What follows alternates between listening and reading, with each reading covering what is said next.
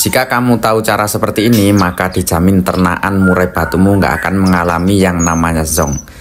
Dan cara ini berlaku untuk ternak murai sistem poligami ataupun monogami, ataupun untuk murai batu yang baru saja berjodoh, ataupun untuk murai batu yang baru saja mabung. Jadi caranya ini masih sama untuk segala jenis murai batu teman-teman. Caranya seperti apa? Simak videonya sampai selesai.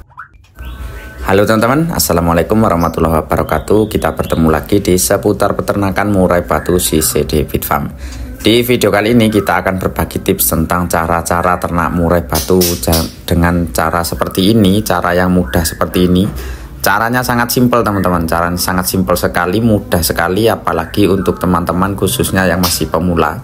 Jadi cara ini yang perlu kita pahami sebelum kita memasukkan murai batu ini, baik untuk ternak murai batu sistem poligami, ataupun ternak murai batu sistem monogami, ataupun ternak murai batu yang baru saja berjodoh atau baru saja kita jodohkan, ataupun murai batu yang sehabis mabung. Jadi caranya itu masih sama teman-teman, caranya masih sama. Dan ini sering kali kita bahas. Karena kenapa kok sering kita bahas? Karena banyak sekali teman-teman itu yang WA ataupun konsultasi tentang cara-cara ternak murai batu seperti ini. Jadi pengertiannya itu sama saja, tapi kadang juga orang yang WA itu banyak yang ngeyel teman-teman. Dibilangin seperti ini tapi dia itu nggak percaya, ataupun dia itu katanya murai batunya yang ginilah, yang ginilah. Padahal dalam kita berternak murai batu itu pengertiannya sama saja teman-teman. Segala jenis ternakan burung, baik itu murai batu ataupun kenari ataupun labet ataupun jenis burung apapun lah, intinya itu sama saja. Nah, inti dari segala inti dari segala inti yang kita sebutkan di awal tadi, yaitu antara di kesiapan murai batu tersebut, terutama di betinanya teman-teman. Apalagi untuk ternak murai batu poligami seperti ini, ketika betinanya sudah siap itu baru kita masukkan murai jantannya. Tapi ketika si murai betina itu belum siap, ataupun belum ada tanda-tanda angkut sarang, ataupun belum ngeleper ketika ditemukan dengan murai jantan, itu artinya dia itu belum siap. Nah, maka dari itu ketika kita ternak murai batu sistem poligami seperti ini, kita memindahkan murai jantannya itu kita tunggu sampai si murai betina itu angkut sarang terlebih dahulu. Dan itu pun seringkali saya sampaikan kepada teman-teman yang ingin konsultasi ataupun WA bertanya-tanya. Sudah seringkali saya sampaikan seperti itu. Jadi untuk memasukkan murai jantannya itu, kita nunggu si murai betina ini kondisi birahinya siap terlebih dahulu. Itu kan adalah kunci suksesnya ada di murai betina tersebut. Jadi ketika murai betina itu sudah angkut sarang, dia itu harian mau bunyi, ketika dia angkut sarang diiringi dengan bunyi, kemudian ketika kita coba temukan dengan murai jantan langsung ada respon dan langsung dia mau keleper, itu berarti sudah sangat bagus sekali. Tapi ketika murai betina itu belum ada tanda-tanda seperti itu, kita masukkan murai jantannya ataupun kita temukan dengan murai jantan, ya dia pasti akan cuek teman-teman, karena si murai betina belum ada birahi. Itu untuk murai betina yang akan kita masuki murai jantannya.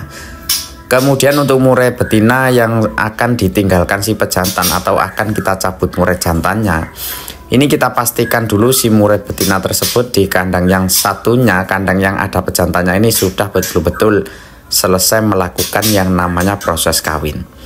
Jadi ketika murai betina yang satunya itu sudah selesai melakukan yang namanya proses kawin, itu aman sekali teman-teman.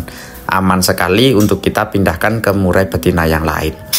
Tapi ketika murai betina yang satunya itu belum ada proses kawin, kemudian kita pindah, nah itu yang nantinya tidak ada proses kawin dan nantinya akan menjadikan telur itu zong.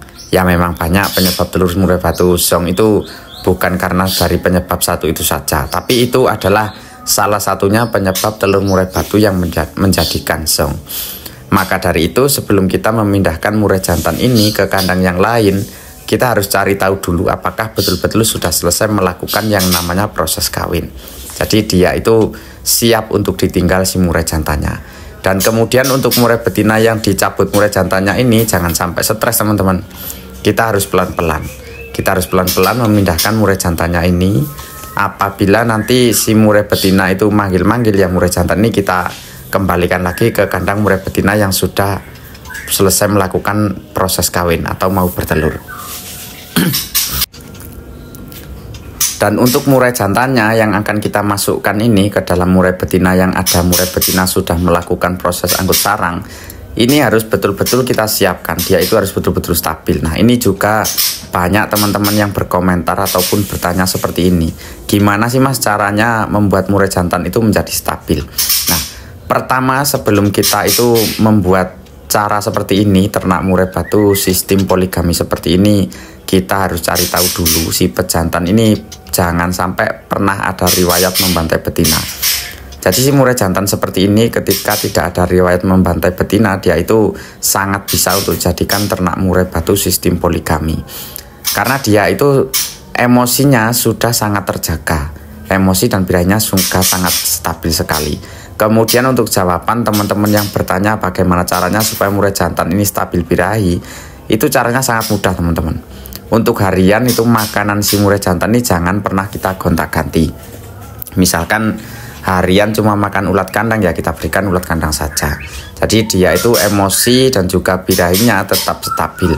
Dia nggak pernah punya riwayat membantai betina. Kemudian untuk makanan kita berikan tetap supaya nanti emosi dan birahinya tetap stabil, tidak berubah-ubah. Nah kalau misalkan nanti si murai jantan ini sampai berubah karakter atau emosinya ketinggian, birahinya tidak ada, ya pasti nanti akan mengejar si murai betina tersebut. Maka dari itu tugas kita sebagai perawat yaitu untuk mengetahui bahwa si murai jantan ini betul-betul stabil atau tidak. Kalau misalkan sudah ketahuan si murai jantan ini betul-betul stabil birahinya, atau pertama kita lihat ketika dia bertemu dengan murai betina dia langsung merayu, tidak ada respon untuk mengejar, nah maka itu sangat bagus sekali. Tapi ketika si murai jantan ini emosinya ketinggian, ya harus kita turunkan dulu teman-teman. Sebelum dia itu kita temukan dengan murai betina, harus kita berikan yang namanya proses mandi dulu, supaya nanti emosinya nggak ketinggian. Ketika bertemu murai betina, dia itu tanpa mengejar si murai betina. Jadi ketika sudah ketemu kedua indukan ini, si betina itu sudah siap, si jantan itu sama-sama siap, maka yang terjadi akan terjadi di video ini teman-teman. Sama-sama kita saksikan di hadapan kita ini. Nah si jantan langsung merayu, langsung naik ke murai betina. Sedangkan si betina itu langsung ngeleper ketika dirayu sama si murai jantan. Ini teman-teman. Nah tadinya sih saya kepingin live teman-teman, tapi ternyata di tempatku tadi siang atau tadi sore pas kita buat video ini pas mati lampu, jadi kita itu nggak bisa live karena dengan adanya mati lampu jadi wifi juga otomatis ikut mati teman-teman. Jadi seperti itulah caranya ketika kita ternak murai batu sistem poligami seperti ini. Yang penting kita itu tahu di kesiapan kedua indukan tersebut, dan itu sudah sering hampir setiap video-video saya itu kita sampaikan seperti itu. Yang penting si betina siap, murai jantan siap, itu insya Allah nanti pertama bertemu dia pasti langsung terjadi yang namanya proses kawin. Oke teman-teman, semoga bisa memberikan manfaat.